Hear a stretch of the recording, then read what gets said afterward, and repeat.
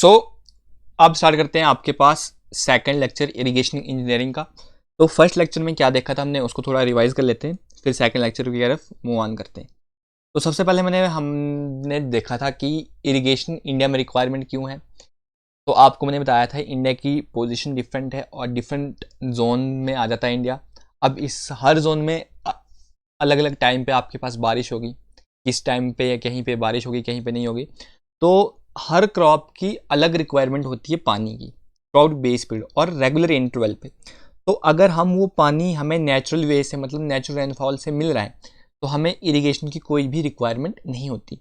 But अगर वो पानी हमें इनसफिशेंट वे में मिल रहा है और इरेगुलर मिल रहा है, मतलब आप मान लीजिए आपके पास कोई क्रॉप है, उसको जून के मंथ में आपके पास मान लेते हैं हम 40 सेंटीमीटर पानी की रिक्वायरमेंट है और उस मंथ में आपके पास बारिश हो रही है खाली 20 सेंटीमीटर हो रही है।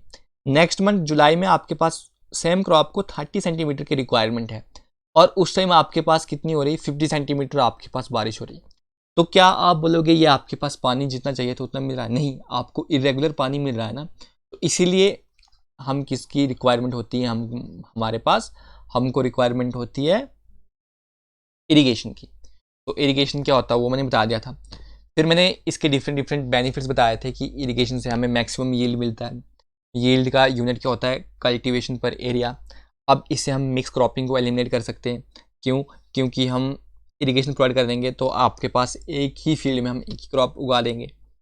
नेक्स्ट आता है, इससे हम हाइड्रो इलेक्ट्रिक्स जनरेट कर लेते हैं और भी एफॉरेस्टेशन हो जाती है। फिर इसके मैंने डिसएडवांटेजेस बताए थे कि वाटर लॉगिंग, जैसे आपके पास सीपेज लॉसेस होंगे। आपने जब इंटेंसिव इरिगेशन कर ली आपके पास, तो मैं वो पॉइंट यहाँ पे मेंशन कर देता हूँ। जैसे आपने इंटेंसिव इरिगेशन कर ली, उसकी वजह से आपके पास ग्राउंड वाटर का लेवल क्या हो जाएगा, हाई हो जाएगा। तो उसके बाद जो वायर्स होंगे, ये आपके पास क्या है, ये वायर्स हैं जो हमें किसके लिए यूज़ होते हैं, एयर की एक्सट्रैक्शन के लिए प्लांट्स के। तो वो क्या हो जाएंगे, चोक हो जाएंगे, उसकी वजह से आपके पास एरेशन हो जाएगा। फिर आपको पता है फर्टिलाइज़र यूरिया, उसमें नाइट्रोजन होता है, तो आपके पास आपका ग्राउंड वाटर पॉल्यूट हो जाएगा। फिर हमने डिफरेंट टाइप्स ऑफ इरिगेशन देखी थी। सरफेस, सब सरफेस क्या होता है कि जब directly on the surface of field पे आप पानी प्रोवाइड करते हो उसको सरफेस बोलोगे। अगर रूट जोन में पानी मिल रहा है तो उसको हम सब सरफेस इरिगेशन बोल देते थे। फिर मैंने डिफरेंट डिफरेंट इमेजेस आपको शो करी थी। फिर हमने देखी थी टेक्निक्स क्या होती है, और टेक्निक्स में भी हमने फ्री फ्लडिंग को डिस्कस कर दिया था कि फ्री फ्लडिंग हम इरिगेशन का वैसा वो दैट मेथड है एप्लीकेशन ऑफ वाटर का जिसको आप ऑर्डिनरी फ्लडिंग या वाइल्ड फ्लडिंग भी बोलते हो। तो इसमें हम पानी को कंट्रोल करने का कोई तरीका यूज़ नहीं कर लेते, इसलिए हम इसको वाइल्ड फ्लडिंग बोल देते हैं। तो फिर जाओ आता है आपके पास आता है बॉर्डर फ्लडिंग। बॉर्डर फ्लडिंग को आप बॉर्डर स्ट्रिप मेथड भी बोल देते हो। सबसे पहले इसमें क्या करते हैं, इस मेथड में आपके पास जो भी एरिया, जिस भी फील्ड में आपने क्या करना है, इरिगेशन प्रोवाइड करनी है, तो उस लैंड को हम डिफरेंट नंबर ऑफ स्ट्रिप्स में क्या करते हैं, डिवाइड कर लेते हैं। लो लीव्स, जिनको क्या बोलते हो आप, बॉर्डर्स बोलते हैं।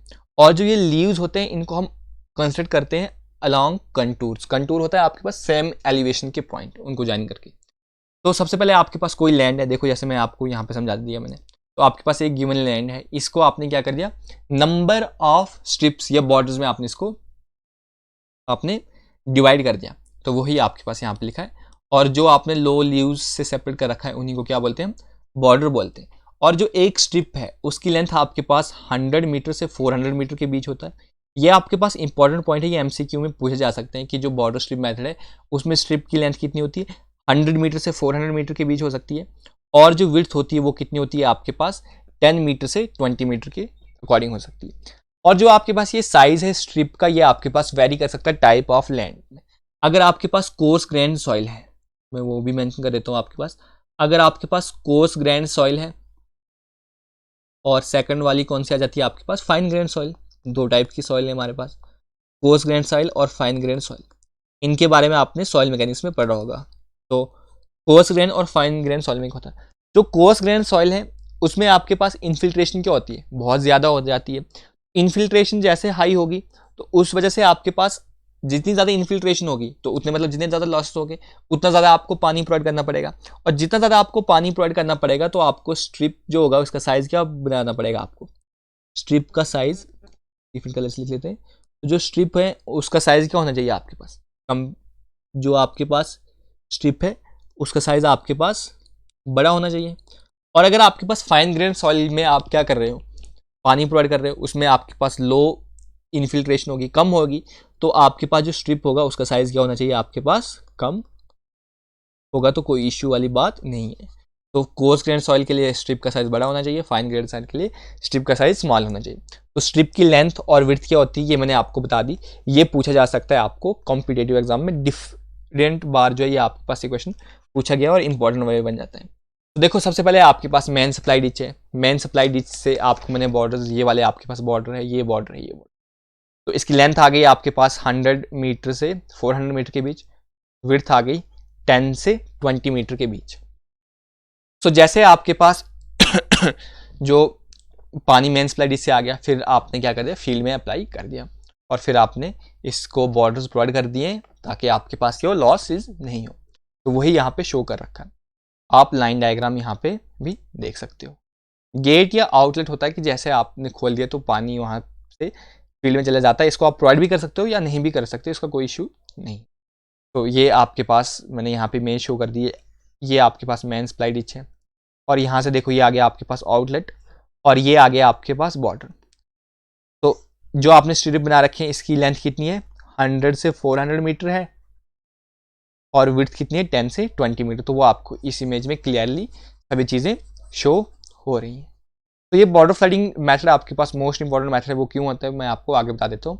तो इसमें आपके पास मान लेते हैं हम कोई भी एरिया जो है लैंड का, जिसका एरिया ए है हेक्टर्स में या किसी भी यूनिट में हो, वो हम कन्वर्ट कर सकते हैं, और डिस्चार्ज हो रहा है क्यू।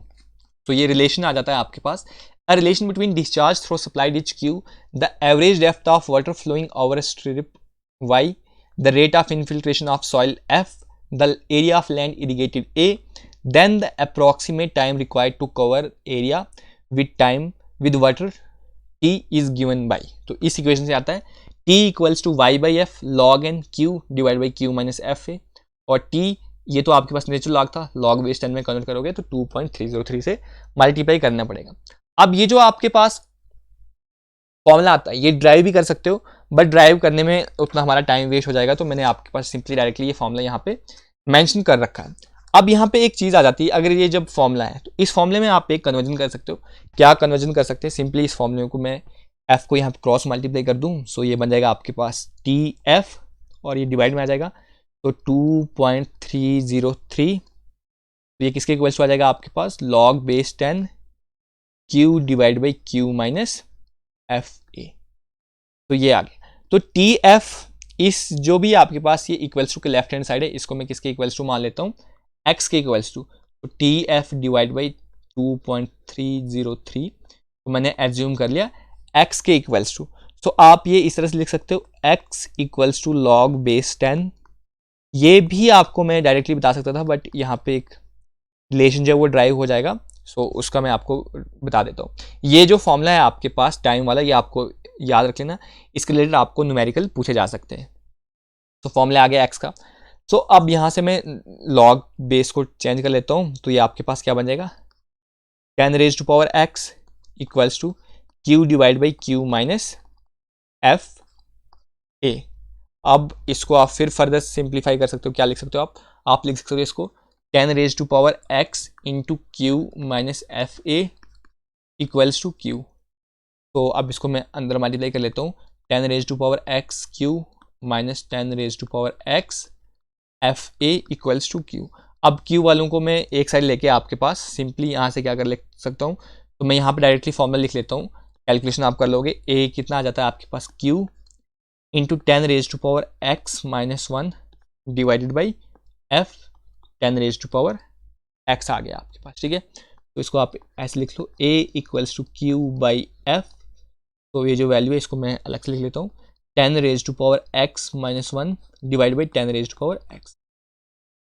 सो जब आप इस इक्वेशन को सॉल्व कर लोगे, सिंपली आप यहाँ पे जो एज्यूम कर लोगे, तो ये वैल्यू हम कितनी मान के चल लेते हैं, सिंपली इस वैल्यू को हम 1 के इक्वल्स टू मान लेते हैं, सिंपली इस वैल्यू को।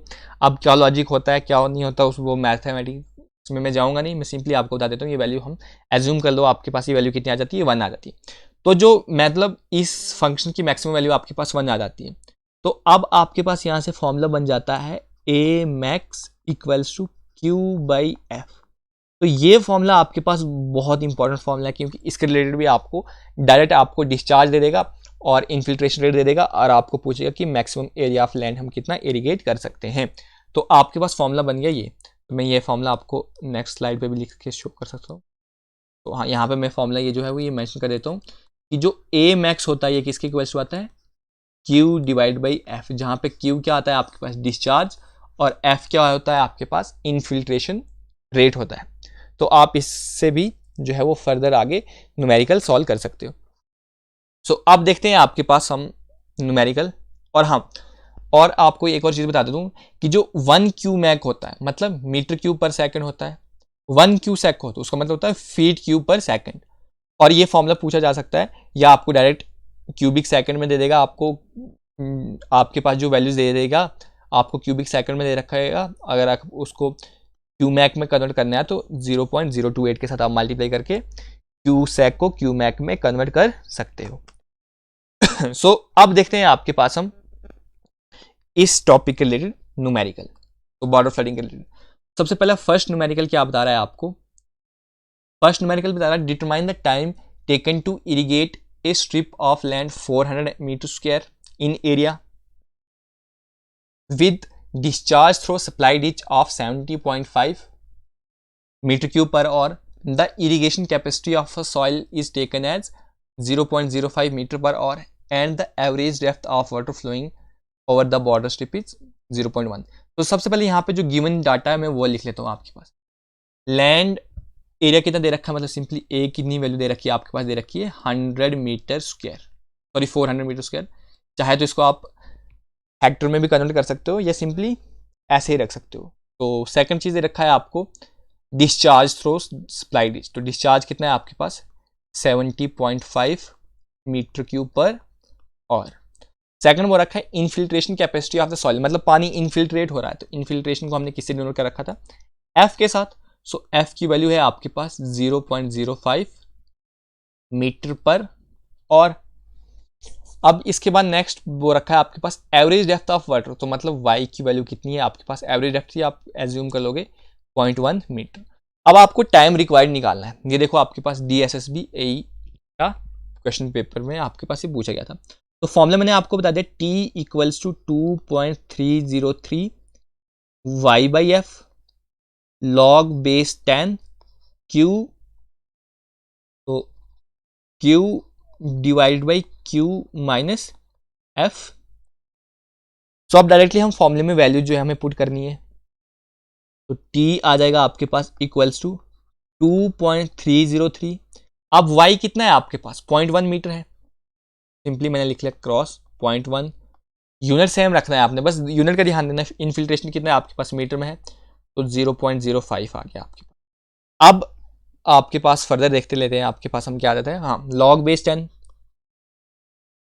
अब डिस्चार्ज किस में आपके पास मीटर क्यूब पर और में है, तो सिंपली मैं देख लेता हूँ आपके पास 70.5, जो दूसरा यूनिट होगा उसको मैं कन्वर्ट कर लूंगा आपके पास 70.5। डिस्चार्ज फिर से मैंने लिख लिया कितना है 70.5 माइनस एफ, इनफिल्ट्रेशन किसमें आपके पास 0.5 मीटर पर और, तो हमें कन्वर्ट करने की कोई ज़रूरत नहीं है। तो सिंपली आ गया 0.05 इंटू एरिया कितना है आपके पास, ये भी आपके पास यूनिट मीटर है तो मैं भी इसको मीटर स्क्वायर में रख लूँगा सिंपली 400। तो अब आप इस इक्वेशन को सॉल्व कर लीजिएगा कैलकुलेटर पे। तो जब आप इसको सॉल्व कर लोगे आपके पास टाइम रिक्वायर्ड आ जाता है, टाइम रिक्वायर्ड आ जाता है आपके पास 0.0667 और जब आप इसको सेकंड्स या मिनट में कन्वर्ट कर लोगे तो अबाउट 40 मिनट के इक्वल्स टू आ जाता है। सो 40 मिनट आपके पास कौन सा ऑप्शन है, 40 मिनट आ जाता है आपके पास ऑप्शन नंबर थर्ड। तो आपको कन्वर्जन बतानी थी इसमें। अब देखो यहाँ पे तो आपको सिंपली क्या पूछ रखा था, टाइम पूछ रखा था। अगर मान लीजिए आपको यहाँ पे पूछ लेता कि maximum area of land irrigated with given discharge, तो Q बाई एफ कर लेते आप सिंपली। अब देखो Q का यूनिट कितना होता है आपके पास, Q का यूनिट होता है आपके पास मीटर क्यूब पर और, मतलब और ही दे रखा है, और इन्फिल्ट्रेशन का भी होता है आपके पास मीटर पर और। अब देखो कैसे, मतलब ये आपके पास ये चीज़ आ जाती है, तो आपके पास आता है मीटर क्यूब पर और इंटू और डिवाइड बाई मीटर, तो मीटर से मीटर कैंसिल आउट हो जाता, तो क्या आ जाता है, सिंपल और के साथ और हो जाता है तो मीटर स्क्वायर आता है। तो इसलिए आपके पास ये फॉर्मूला अगर याद ना रहे तो आप यूनिट की कन्वर्जन करके भी कर सकते हो। अब आपको पता है डिस्चार्ज कितना दे रखा है आपके पास, ए मैक्स डिस्चार्ज है आपके पास 70.5 मीटर क्यूब पर आवर, और इनफिल्ट्रेशन दे रखी है आपके पास 0.05। देख लेते हैं आपके पास इनफिल्ट्रेशन है क्या, 70.5 और 0.05। सो अब इन वैल्यू को आप डिवाइड कर लीजिए, मैं भी डिवाइड कर लेता हूँ। सो 70.5 डिवाइडेड बाई 0.05, तो जो मैक्सिमम एरिया ऑफ लैंड जो आप इरिगेट कर लोगे वो आ जाएगा आपके पास 1410 हेक्टर, सॉरी मीटर स्क्वायर। अगर इसको आप हेक्टर में कन्वर्ट करना होगा तो सिंपली डिवाइड बाई 10,000 कर लीजिएगा, तो आपके पास ए मैक्स आ गया। ये तो आपके पास बेसिक क्वेश्चन था सिंपल, इसमें यूनिट को कन्वर्ट करने की हमें कोई दिक्कत आई नहीं, तो वरना हम इसमें यूनिट कन्वर्ट कर लेते हैं। तो अब ये क्वेश्चन है, इस क्वेश्चन को मैं आपको फिर से एक और क्वेश्चन बता देता हूँ, और एक क्वेश्चन मैं आपको होमवर्क में दे देता हूँ, ये वाला क्वेश्चन। तो ये जो क्वेश्चन है इसका आपने आंसर कमेंट सेक्शन में कमेंट करके बता देना है। अगर जो यहाँ पे इंटरेस्ट नहीं है कि हमें न्यूमेरिकल नहीं सीखना, तो एक से हमें समझ आ गई, वो स्किप ऑन कर सकते हैं वीडियो को, और जिनको सीखना है तो वो वीडियो को कंटिन्यू देख लीजिएगा, सिंपल। सो अब देखो मैं आपको यहाँ पे बता देता हूँ क्या बोल रखा है, determine the time required to irrigate a strip of land. जो आपके पास एरिया कितना दे रखा है, आपके पास 0.04 हेक्टर दे रखा है, तो कोई इशू नहीं है। In a area from a tubewell with discharge 0.02 cumec, मतलब क्यू की वैल्यू कितनी आ गई 0.02। क्यूमैक क्या आता है आपके पास, मीटर क्यूब पर सेकेंड आ गया आपके पास। उसके बाद बोल रहा था infiltration capacity of the soil में भी taken as 5 centimetre per hour. So F आ रहा है आपके पास 5 centimetre per hour, and the depth of flow is 10 centimetre. तो वाई कितना आ जाता है आपके पास 10 सेंटीमीटर आ गया। Also determine the maximum area, time तो निकालना है, उसके बाद आपको एरिया भी निकालना है। सबसे पहले मैं एरिया निकाल लेता हूँ, या एरिया निकाल लेते हैं, उसके बाद हम निकालते हैं टाइम। तो ए मैक्स कितना आ जाएगा, ए मैक्स होता है आपके पास सिंपली पता है क्यू बाई एफ। अब यहाँ पे देखनी है यूनिट, यूनिट क्या डिस्चार्ज की यूनिट है आपके पास 0.02 मीटर क्यूब पर सेकंड, और इनफिल्ट्रेशन है आवर में। या तो आप इनफिल्ट्रेशन को मीटर क्यूब पर सेकंड में चेंज कर लो, या डिस्चार्ज को, तो मैं सिंपली डिस्चार्ज को आवर्स के टर्म में चेंज कर सकता हूँ। तो पता है मुझे, इसको मैं सिंपली एक और में कितने सेकंड्स होते हैं, तो 3600 सेकंड, तो सिंपली आपके पास किस में कन्वर्ट हो गया, ये आवर्स में कन्वर्ट हो गया, और डिवाइड कर लेता हूँ मैं 5। अब ये किस में सेंटीमीटर में है और ये किस में मीटर में है, तो सेंटीमीटर से मीटर में कन्वर्ट करने के लिए मैं 10⁻⁻² के साथ मल्टीप्लाई कर दूंगा, या डिवाइड कर लो 5 को सिंपली 100 के साथ, तो आपके पास आ जाएगा 0.02 इंटू 3600, डिवाइड कर लो आप इसको 0.05 के साथ। सो जो maximum area of land irrigated with given discharge वो आ जाएगा आपके पास 1440 मीटर स्क्वायर। अगर आपको इसको in terms of vector convert करना है तो इसी को 10,000 के साथ डिवाइड कर लो, तो मतलब 4 0 आ जाएंगे, तो 0.144 हेक्टर आ जाएगा आपके पास। ये तो आ गया आपके पास एरिया इरिगेटेड। अब हमें तो निकालना है टाइम। सो टाइम का फॉर्मूला क्या आता है, 2.303 y by F log base 10 Q divide by Q minus F A, यही फॉर्मूला आता है। अब आपके पास जो वैल्यू 2.303 तो आ रहा है आपके पास, अब y कितना है आपके पास 10 सेंटीमीटर है, तो मैं सभी वैल्यूज को मीटर में रख लेता हूँ, तो इसको मैं कन्वर्ट कर लेता हूँ 10 इंटू 10⁻⁻² से कर लेता हूँ, तो मैं आपके पास सिंपली किस में कन्वर्ट हो जाएगा आपके पास मीटर में, या अगर आप यहाँ पे y और f का यूनिट सेम कर लो तो दोनों कैंसिल आउट हो सकता है। अब f क्या दे रखा है 5 सेंटीमीटर पर आवर, अब 5 सेंटीमीटर पर आवर है तो इसको मैं लिख लेता हूँ 5 इंटू 10⁻⁻²।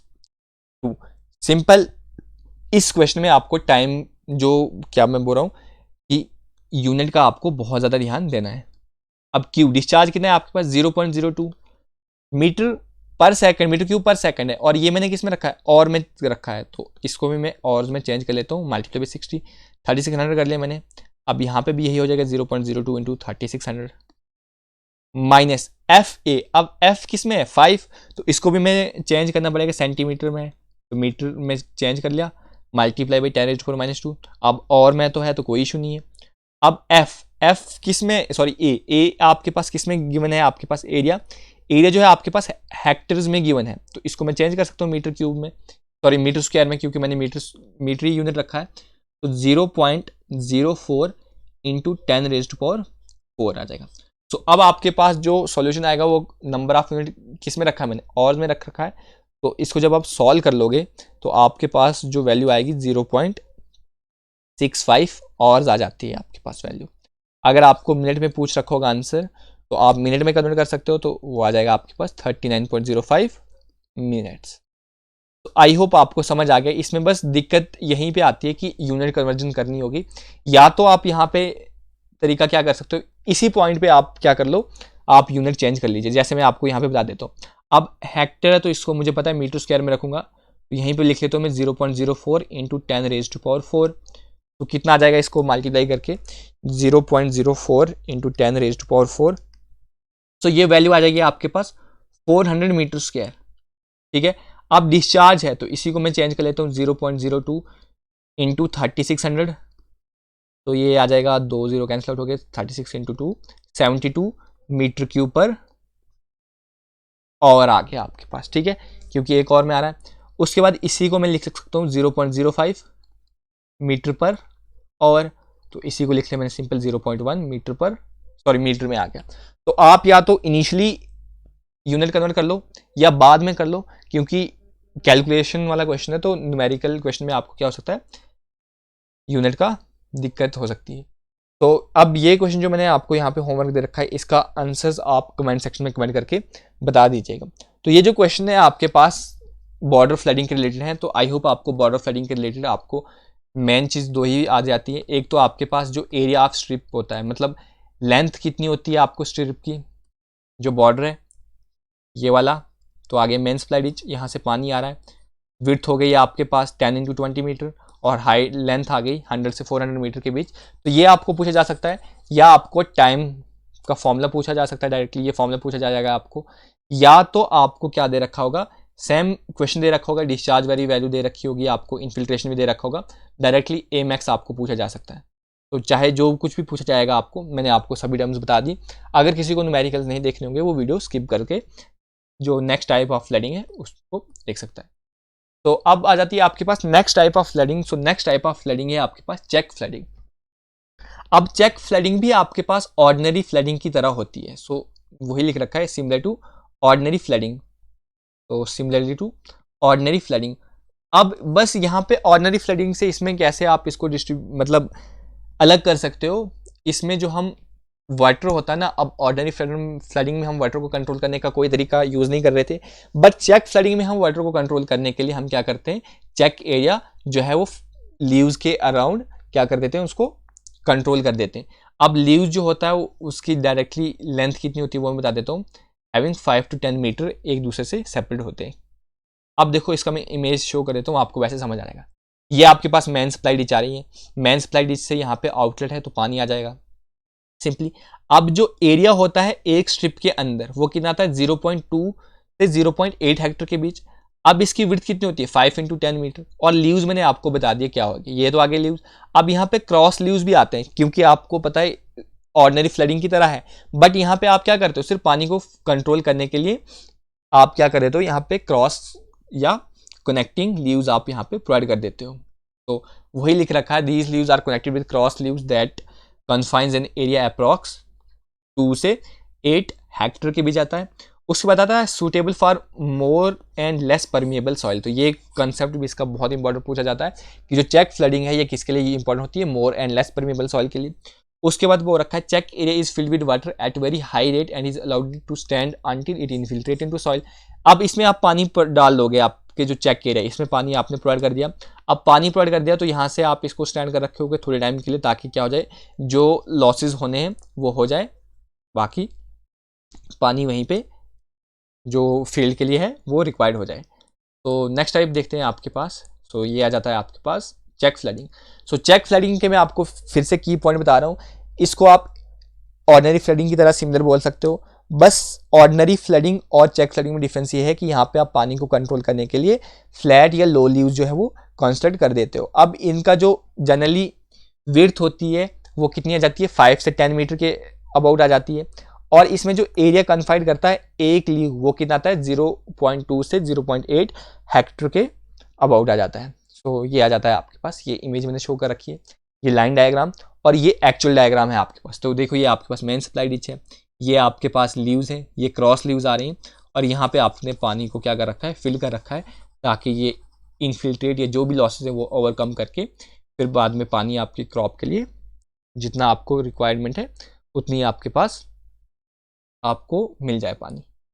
सो ये आ जाता है आपके पास चेक फ्लडिंग। अब चेक फ्लडिंग की ही नेक्स्ट टाइप आती है आपके पास बेसिन फ्लडिंग। ये क्या बोलते हैं आपके पास, सिंपली आपको ये पूछा गया था जेकेएसएसबी में भी ये क्वेश्चन पूछा गया था कि चेक ऑर्चर्ड ट्रीज के लिए कौन से टाइप का आपके पास इरिगेशन मेथड रिक्वायर्ड होता है, तो कौन सा आता है आपके पास बेसिन फ्लडिंग। तो आप बोल सकते हो similar type of special type of check flooding use for specially orchard trees. देखो मैं आपको शो कर देता हूँ, ये यहाँ से आपने मेन सप्लाई से पानी आ गया, फिर सब्सिडी रीच आ गया, तो फिर जो आपने बेसिन कंस्ट्रक्ट कर रखे उनमें पानी किसको मिल जाएगा, ट्रीज को मिल जाएगा।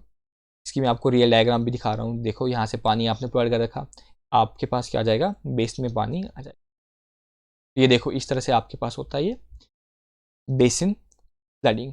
सो नेक्स्ट पॉइंट देखते हैं आपके पास बेसिन फ्लडिंग का। तो यहाँ पे जो आपने देखा बेसिन फ्लडिंग में जो चेक एरिया होगा तो वो जनरली क्या होता है, सर्कुलर। अब जो आपके पास चेक फ्लडिंग था वो क्या हो सकता था, आपके पास रेक्टेंगुलर भी हो सकता था, स्क्वायर भी हो सकता था, कुछ भी हो सकता था। बट बेसिन फ्लडिंग में वो क्या होता है आपके पास, सिंपली सर्कुलर हो सकता है। तो इसमें आप वन या जनरली एक से ज़्यादा भी ट्री जो है वो एक बेस में कर सकते हो, आप लगा सकते हो और फिर उसमें पानी प्रोवाइड कर लो। तो फिर सेम आपने क्या कर रखा होगा, क्रॉस लीव तो आपने इसमें भी कर रखे हैं प्रोवाइड। इसी तरह से आपके पास सर्कुलर एरिया है तो ये आपके पास क्रॉस लीव है, यहाँ से पानी आ रहा है, तो इसलिए आपके पास ये सिमिलर किसके आ जाता है, चेक फ्लडिंग के रिलेटेड आ जाता है। सो नेक्स्ट देखते हैं आपके पास ये इसकी इमेजेस है।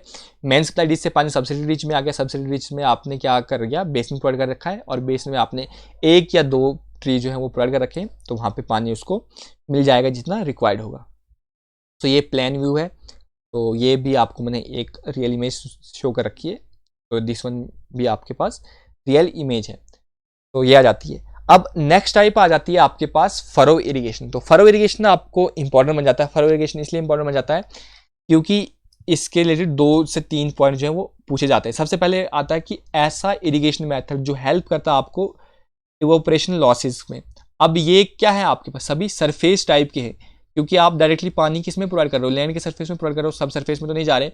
तो सबसे पहले फरो को आपके पास बेनिफिट क्या है कि ये आपके पास एवोपरेशन लॉसेस कम कर लेगा, लेस पुडिंग करेगा। लेस पुडिंग होता है कि आपके पास आपको सॉइल प्रिपेयर करने के लिए कुछ पानी चाहिए होता है तो वो आपको प्रोवाइड किया जाता है, और जैसे ही आप इसमें पानी प्रोवाइड कर दोगे उसके बाद आपको कल्टीवेशन आप इसमें सिंपली कर सकते हो। अब फरो इरिगेशन है, फरो इरिगेशन का आपके पास डिफरेंस ये आ जाता है कि फरो इरिगेशन में आप जनरली 20 से 50% ऑफ लैंड सरफेस को ही आप क्या करते हो, वेट कर देते हो। तो ये भी पूछा जा सकता है कि फरो इरिगेशन में कितना एरिया जो है लैंड का आप उसको वेट करते हो, तो वो आता है आपके पास 20 से 50% के बीच का एरिया। अब फरो होती है कि आपके पास नैरो डिचेज होती है जो आप रोज ऑफ क्रॉप्स के बीच में आप एक्सकवेट करते हो। सिंपली मैं आपको दिखा देता हूँ, ये आ जाते हैं आपके पास फरो। यहाँ पे देखो ये आ जाती है फरो आपके पास। जैसे मान लेते हैं हमारे पास ये, मैं एक फरो बना देता हूँ, तो ये जो टॉप वाला पोर्शन आ जाता है आपके पास, ये टॉप वाले पोर्शन को हम बोल देते हैं रिज, और ये आ जाता है आपके पास फरो। ठीक है, फरो। अब यहाँ से पानी आपके पास क्या हो जाएगा, इनफिल्ट्रेट हो जाएगा, और जो भी आपके पास क्रॉप है वो यूज करके आपके पास वहाँ से अपनी ग्रोथ कर देगी। तो ये आ गया रिज और ये आगे आ गया आपके पास फरो। सो यही है आपके पास फरो। अब देखो यहाँ पे वो रखा कि जो फरो की स्पेसिंग है वो हम स्पेसिंग क्रॉप के अकॉर्डिंग डिसाइड कर देते हैं। तो उसके बाद नेक्स्ट पॉइंट देखते थे आपके पास क्या है कि जो फरो है ये आपके पास 8 से 30 सेंटीमीटर के बीच वेरी करता है डेप्थ में, और 400 मीटर क्या होता है, लॉन्ग होता है। अब फरो इरिगेशन आप जनरली किस क्रॉप के लिए कर सकते हो, आप कर सकते हो शुगर कैन के लिए, पोटैटो के लिए, मेज के लिए, या कोई और, मतलब सिंपली जो आप वेजिटेबल्स के लिए आप इसको यूज कर सकते हो। तो मेन सप्लाई जिससे पानी आप फरो में प्रोवाइड कर रहे हो, फरो से क्या हो रहा है, इनफिल्ट्रेट पानी जा रहा है, तो क्रॉप उसको यूज कर रखा है। ये आपके पास प्लेन व्यू है, तो ये मैंने आपको साइड में इसका एक लाइन डायग्राम भी आपको मैंने बता रखा है। ये आपके पास क्या है, फरो है, और रिज पे क्या होगा, आपके पास क्रॉप होगी, और यहाँ से पानी इनफिल्ट्रेट हो जाएगा, तो ये पानी को यूज करेगा, आपके पास क्रॉप यूज कर लेगी और अपनी ग्रोथ के लिए यूज कर देगी। तो सिंपली यहाँ पे मैंने आपको बना के भी शो कर दिया। ये आपके पास आ जाता है एरिया रिज का, तो this is area of ridge, और ये आ जाता है आपके पास फरो। तो इस तरह से आपके पास ये इरिगेशन हो जाती है। तो यहाँ पे ये आ गया रिजीज वाला पोर्शन और ये आ गया फरो, तो ये आ जाती है आपके पास फरो इरिगेशन। तो आई होप आपको ये भी आपके पास मैंने यहाँ पे दिखा रखा है फरो के रिलेटेड। तो ये आ गया इसकी रियल डायग्राम। तो यहाँ से आपने पानी प्रोवाइड कर दिया मेन सप्लाई डिच से सबसिडी डिच या किसी डिच में भी पानी आ गया, तो ये वाला पोर्शन जो आ जाता है इसको आप बोलते हो रिज, और ये आ जाते हैं आपके पास फरो। अब फरो से क्या होगा, पानी जो है यहाँ पे मिल जाएगा इनको, और अपनी ये क्या कर लेंगे, अपनी जितना इनका रिक्वायरमेंट पानी होगा उस अकॉर्डिंग आप पानी से ये यूज़ कर लेंगे अपनी ग्रोथ के लिए। तो यहाँ पे भी दिखा रखा है, ये फरो बना रखे हैं हमने, ये यहाँ फरो है, तो फरो से यहाँ पे ये पानी जितना रिक्वायर्ड होगा वो यूज़ कर लेंगे। तो ये आ जाता है आपके पास फरो इरिगेशन के रिलेटेड। तो आई होप आपको बेसिक इसमें मैंने बेसिन इरिगेशन समझा दिया, आपको चेक फ्लडिंग बता दिया, फरो इरिगेशन समझा दिया और बॉर्डर स्ट्रिप इरिगेशन मेथड वाला समझा दिया। तो आई होप आपको समझ आ गया और न्यूमेरिकल भी समझ आ गए। तो इस लेक्चर में इतना रखते हैं, नेक्स्ट लेक्चर में हम स्प्रिंकलर और ड्रिप इरिगेशन के बारे में देखेंगे। ठीक है, thank you, thanks for watching. कोई भी डाउट होगी तो आप कमेंट सेक्शन में पूछ सकते हो, और हमारा टेलीग्राम चैनल है उसमें भी मैं उसका लिंक भी डिस्क्रिप्शन बॉक्स में प्रोवाइड कर दूंगा, आप वहाँ पे भी अपने डाउट्स जो है वो क्लियर कर सकते हो। ठीक है, thank you, thanks for watching, keep learning, bye.